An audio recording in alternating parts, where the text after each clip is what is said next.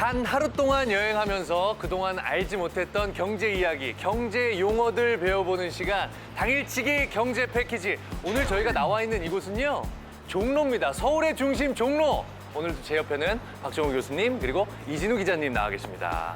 반갑습니다. 반갑습니다. 아니, 오늘 저희들이 종로에 나왔어요.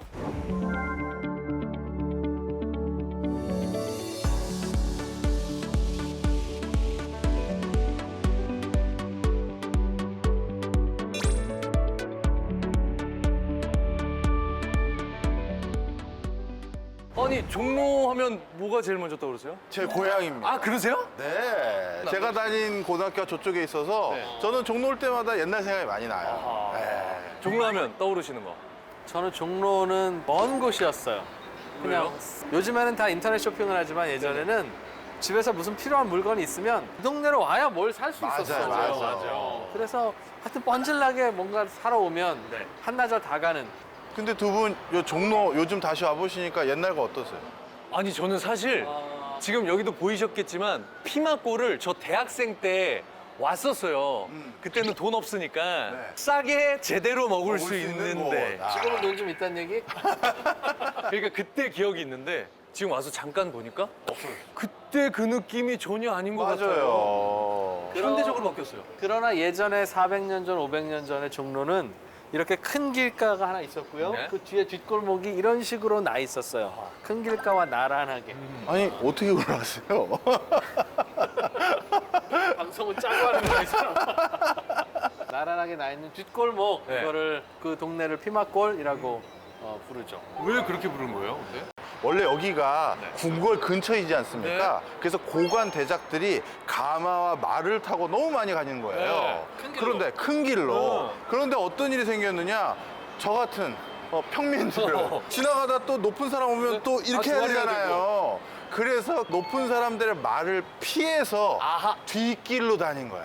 그래서 말맞자죠. 말을 피해서 가는 길. 그래서 피마골은 이런 서민들이 다니던 그런 길이었기 때문에 여기가 옛날에도 맛집들이나 술집들이 많았겠구나. 오랜만에 저도 와보는데요. 이 피마골 구경도 좀 하고요. 종로 안에 숨어져 있는 경제 이야기도 나눠보도록 하겠습니다. 그럼 지금부터 한번 가보시죠. 가시죠.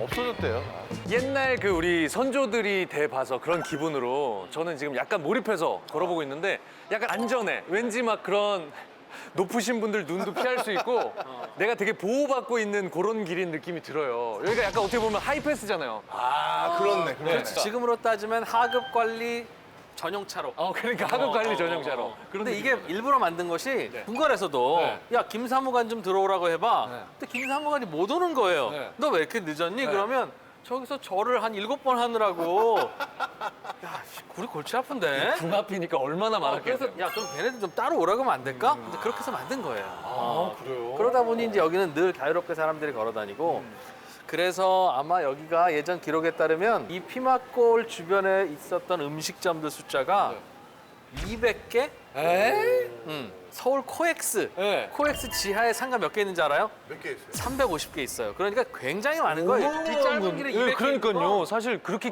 긴 길이 아니거든요. 이걸 중심으로 이제 상권이 굉장히 크게 퍼져 있던 거고 뒤쪽에는 음식점과 이제 상가들이 많았지만 저 앞쪽에 큰 도로에는 유기전이라고 하는 상가가 있었어요. 저 고등학교 때 배웠어요, 유기전. 자, 뭔가요? 하나씩, 6개. 자, 자막 보이시죠? 궁궐에서 필요로 하는 꼭 중요한 필수품들을 여기서 이제 판매하고 궁궐에서는 거기서 사가고 궁궐에서 필요할 때마다 늘 있어야 되는데 궁궐만 대상으로 손가락 빨고 있어라 하면은 장사가 안 되니까 유기전이라는 걸 아예 만들어서 여기에서 이제 도소매를 할 수 있도록 해놓은 상가들이 바로 여기 있죠. 경복궁에 가까운 데 있기 때문에 그러네요, 여기서 상가가 그러네요. 형성된 거예요. 예전으로 따지면 여기 어마어마한 상권이네요. 진짜. 그렇죠. 여기가. 그러고 보니까 피마골에는 그게 그 전집하고 부침개집하고 막걸리였거든요. 아 왔다. 그러니까 옛날에 그거 드셨어요? 그 옛날에 먹었죠. 그런데 그러고 보니까 눈치 안 보고 마실 수 있는 거야. 이진우 옹께서는 해방 후에 여기서 주로 뭘 드셨어요? 여기는 사실은 기자 때 밤새서 술 먹고 해장국 먹으러 먹으러 왔다. 그런 기억 정도. 여기서 뭐 이렇게 뭐 즐기고 할 만한 그런 여유가 없었어요. 열심히 취재하고 뭐 공부하고 남는 시간은 나라 걱정하고 하다 보니 내가 소문으로 들은 거랑 너무 다른데? 피막골을 올 잘 시간이 노신다 없었어. 그러던데. 없었어. 피막골 죽돌이라고. 그런데 너무 안타깝게 제가 중고등학교 때 왔던 그곳이 여기가 아니야. 아니 저도 혹시나 그 부침개집이 있을까 네. 하고 이렇게 둘러보는데 그 막걸리 팔고 없네요 여기는. 없어졌어요. 그리고 원래 여기도 정확히 피막골이라고 할 수 있는 그쪽은 아니거든요, 여기가. 이게 위치가 바뀌었죠? 그냥 흔적을 남겨놓은 거죠.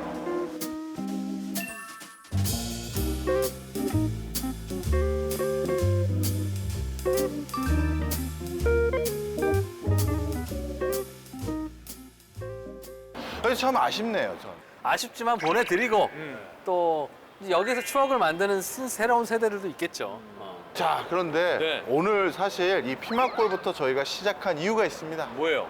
바로 오늘의 주제는 이 피막골을 우리가 계속 보존했던 게 더 좋았을까?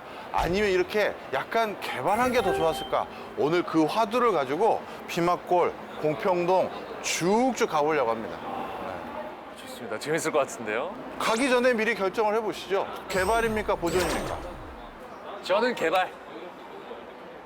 내 땅이라면 개발. 남의 땅이라면 보존. 정답인데 이거? 아 이거 정답인데? 아 오케이. 좀 가보면서 좀 더 걸어가 보면서 이야기를 좀 나눠보도록 하겠습니다. 네.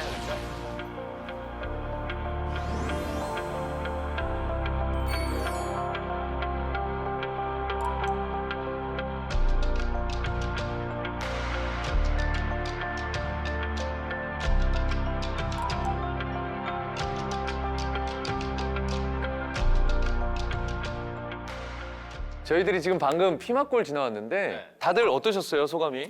저는 옛날 생각도 나던데요. 왜냐하면 저는 고향이 종로입니다. 아 그러십니까? 네, 그러다 보니까 옛날에 피막골 친구들하고 거기 뭐 주전부리했던 그런 것들 생각이 났는데 좀 없어져가지고 조금 아쉬웠어요. 완전 서울 토박이세요. 정말. 피막골에서 직접 놀았구나. 어떠셨어요? 사실은 우리나라가 빨리 경제 성장이 되던 나라라서 이런 옛날 모습들이 사실은 잘 남아있기가 쉽지 않아요. 맞아. 쉽지 않은데 곳곳에 남아있는 것들은 어찌 보면 우연의 결과이기도 하고 행운의 결과이기도 하고 옛날에는 왜 이렇게 지저분하지 여기? 빨리 좀 밀고 새로운 현대식 건물을 지으면 어떨까 하는 생각들을 사람들이 많이 하고 있었다면 요즘에는 이런 거 남아있으니까 참 좋다. 사실은 사람들은 그래서 다 귀한 거 좋아해요. 맞네요. 흔한 거 싫어하고. 맞아. 아니 저도 정말 개발도 중요하고 발전도 중요하고 새 것들도 굉장히 중요하지만 앞으로는 좀 보존에 신경을 많이 써야 될 것 같아요. 방점을 보존했다. 보존에 우리가 좀 더 신경을 써야 될 것 같은데 어떤 노력들을 해야 될까요? 예, 많은 분들이 사실 뭔가를 개발하지 않고 보존만 하는 것은 경제적인 가치를 오히려 유실한다라고 생각하기 쉬운데요. 사실 그렇지가 않습니다. 두 분은 세계적인 관광지 하면 제일 먼저 어디가 떠오르세요? 먼저. 파리. 맞습니다. 오늘 방송을 도와주시네. 진짜 파리가 전 세계 인구들이 모두 다 가고 싶은 도시인 이유가 옛날의 모습을 보존하고 있잖아요. 그래서 사실 보존에도요, 그 보존의 체계적인 전략과 그리고 많은 사람들의 합일된 어떤 방식이 있다라면 그 시너지가 굉장히 커집니다. 그래서 지금도 파리 시내에는요, 어떻게 보면 우리가 지금 와 있는 종로 같은 곳이겠죠? 그곳에서 새로운 건물을 올린다든가 아니면 신축을 하려고 했었을 때 그때 자기 혼자 튀고 싶게끔 뭐 현대적으로 한다든가 그게 실질적으로 그렇게 되지가 않아요. 마음대로 할 수가 없군요. 네. 파리에 있는 많은 구시가지의 건물 높이 보면 어때요? 맞아요. 낮고 또 맞아. 똑같죠. 그래서 쫙 보면 되게 멋있어요. 그래서 나는 이 건물에 내가 주인이니까 내 마음대로 해야지. 그렇게 되면 어떻게 되느냐? 통일감이나 이런 게 사라지기 때문에 미학적으로 이렇게 멋스럽다고 하지가 않겠죠. 그래서 보존이라는 것은요, 나 한 사람의 노력으로 됐었을 때의 성과보다도 모든 사람들이 합일됐었을 때 굉장히 효과적인 성과를 낼 수 있다. 그래서 프랑스 파리 같은 경우는 연간 프랑스 국민이 6,500만 명인데요. 프랑스에 관광으로 매년 오는 사람 몇 명일 것 같습니까? 이렇게 물어보시는 건 어마어마하게 많다는 거야. 그러면은 인구 정도는 올 것 같아요. 6천만? 네. 그거보다 많습니다. 얼마요? 8천만이 넘어요.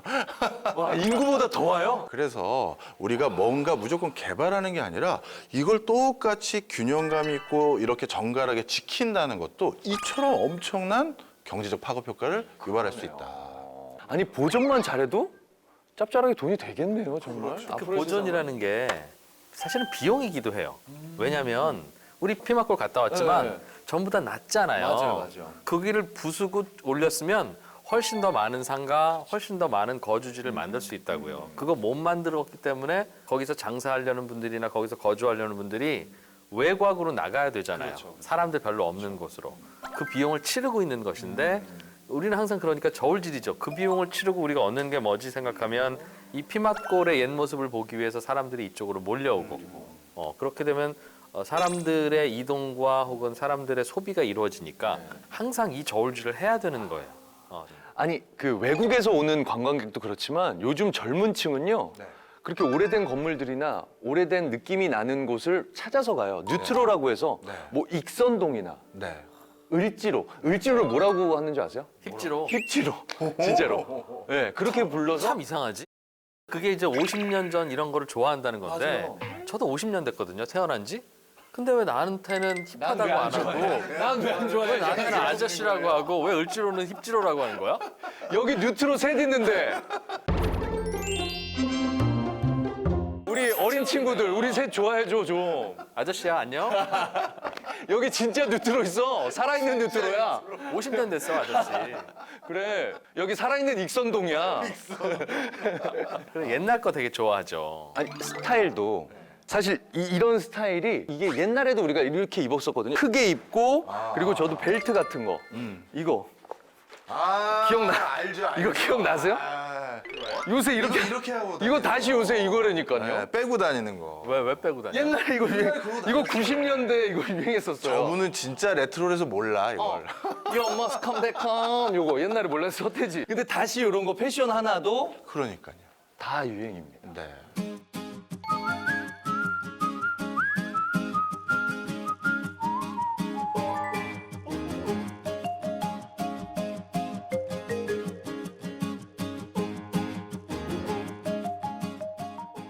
요즘 젊은 친구들이 뉴트로를 찾다 보니 네. 보존이 더 핫 이슈가 되고 있는 것 같아요. 그 옛날 거의 가치가 높아지는 거죠. 곰표가 밀가루 맞아요. 만드는 회사예요. 맞아요. 그럼 밀가루 회사든 언제까지 곰표 밀가루인 거야? 참 트렌드도 못하네.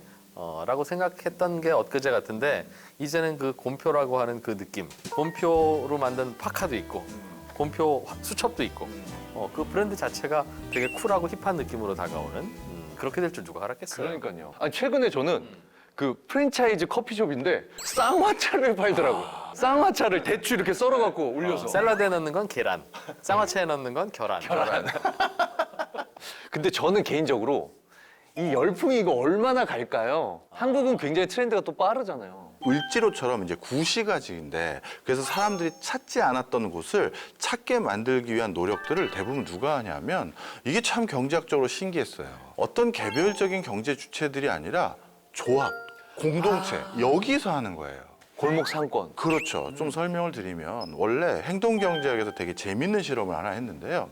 콜라를 혼자 하나씩 들고 먹었을 때가 있고 그게 아니라 하나의 콜라에 빨대를 같이 꼽았을 때 있잖아요. 그랬을 때 콜라를 얼마나 더 빨리 먹을까 했었을 때 당연히 어디가 더 빨리 먹을 것 같으세요? 같이 먹는 거. 그렇죠. 왜냐하면 상대방이 더 많이 먹기 전에 내가 한 모금이라도 그렇지, 더 먹으려고 이런 서로 간의 어떤 이기심이라고 해야 될까요? 그것 때문에 더 콜라가 빨리 고갈되거든요. 그런데 원래 그게 인간의 기본적인 경제하고자 하는 이기심이라고 생각했는데 우리가 이렇게 공간이 리뉴얼돼서 레트로로 다시 열풍이 불게 만들었던 세계적인 사례 중에서 뉴욕하면 떠오르는 곳. 네, 뉴욕 제거하려고 그랬지? 바로 타임스퀘어입니다. 원래 타임스퀘어는요 1980년대까지만 하더라도 뉴욕에서 가장 우범지대였어요. 그래요? 그리고 가장 노숙자들이 많이 살고 그래서 범죄도 많이 일어났던 곳인데 그러다 보니까 타임스퀘어라는 어떻게 보면 구시가지죠. 우리로 따지면 을지로 거기에 있는 상가 주민들이 이렇게 했다가는 우리가 다 공멸한다 생각을 한 겁니다. 그래서 이거를 리뉴얼하기 위해서 처음 나섰던 거는 뉴욕시였어요. 시에서 어떻게든 이걸 다시 번창하게 하기 위해서 공적 자금을 투여해봤는데 좀처럼 살아나지 않았는데 그러다가 그 타임스퀘어에 있는 상가 연합회에서 조합을 조성해서 BID라는 걸 만들었습니다. 이게 비즈니스 임프루먼트 디스트릭트.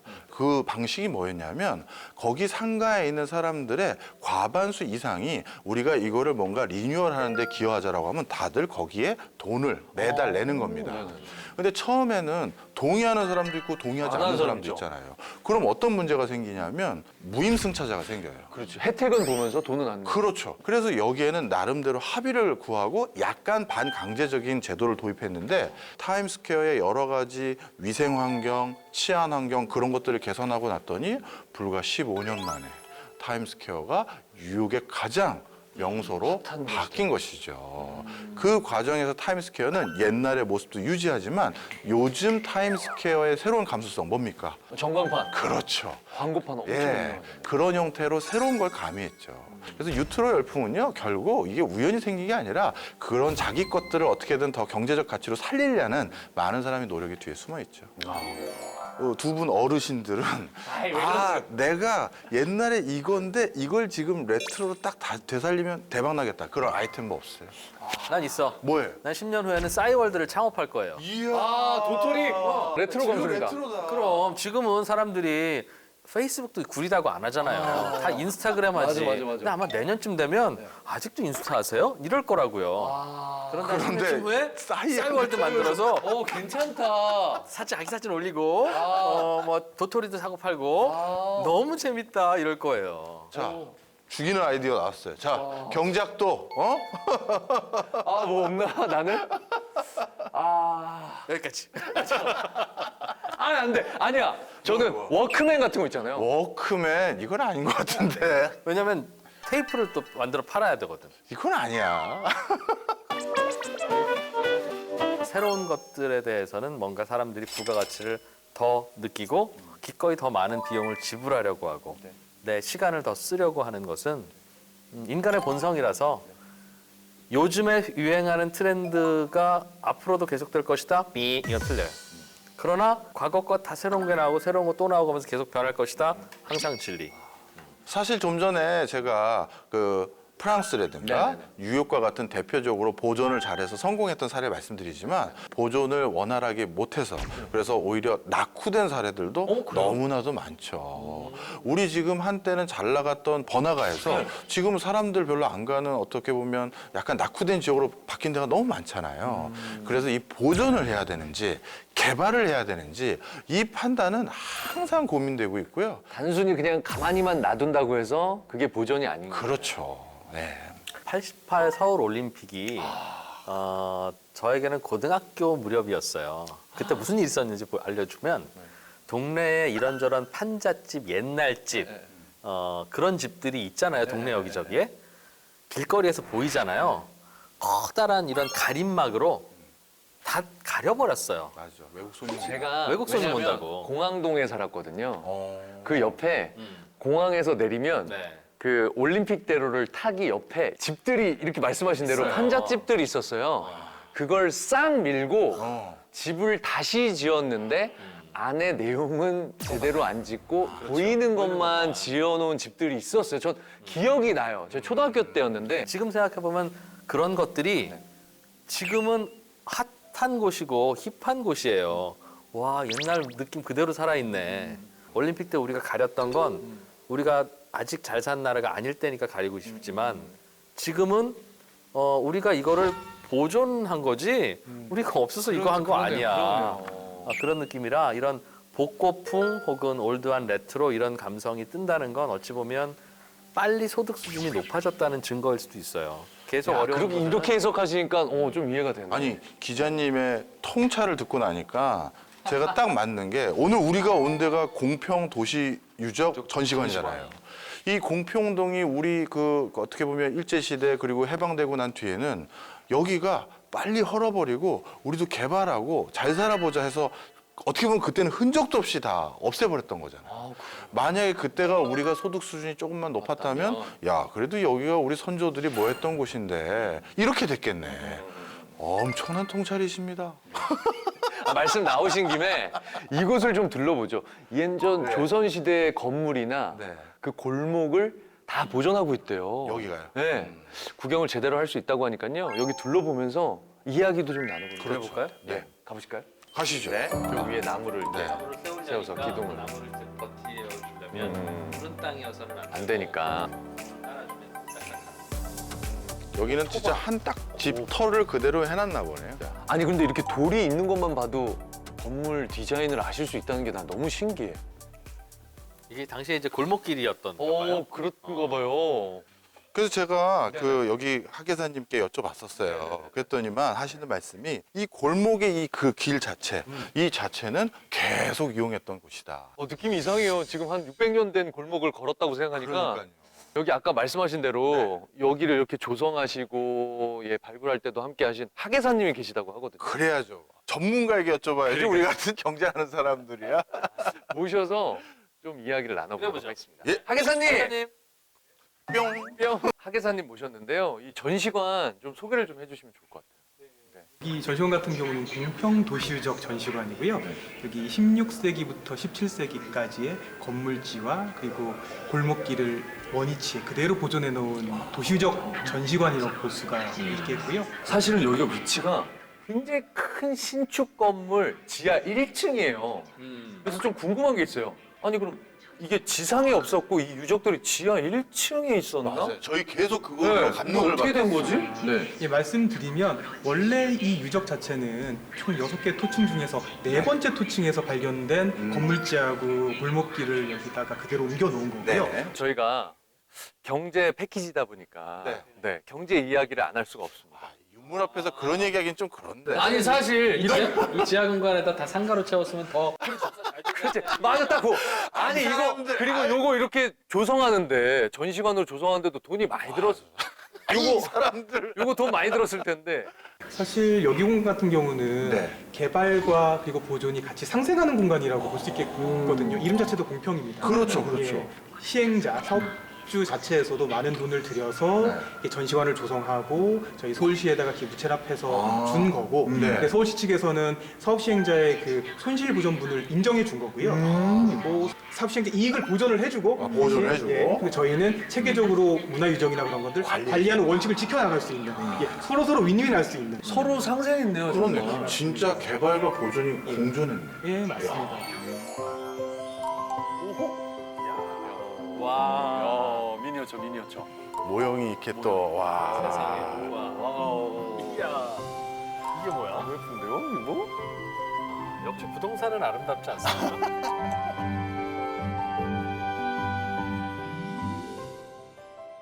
여기에 있던 한옥을 복원한 거잖아요. 그러니까요. 저도 뭐 그 흔적들만 남아서 그 위에 원래 있었던 게 뭔지 궁금했는데 딱 이건 거잖아요. 아니 근데 진짜 부잣집이었을 것 같아요. 야, 진짜. 상인이었던 것 같은데 네. 여기 보시면 이 물류창고 같은 게 있어요. 아, 그렇네요. 개인 물류창고. 예, 예. 이거 만약에 여기에 뭐 쌀이고 뭐고 네, 네, 이렇게 말린 과메기고 여기 꽉 있다고 생각해요. 엄청 야. 부자 아닙니까? 뿌듯하지. 뿌듯해. 저희들이 보고 있는 이 건물이 그러니까 상인들이 살았던 집인 거죠? 예, 맞습니다. 이 공평동이 원래 예전에 시전 상인들이 시전 행랑터라고 해서 상거래를 하는 어떤 공간들이 남아 있는데요.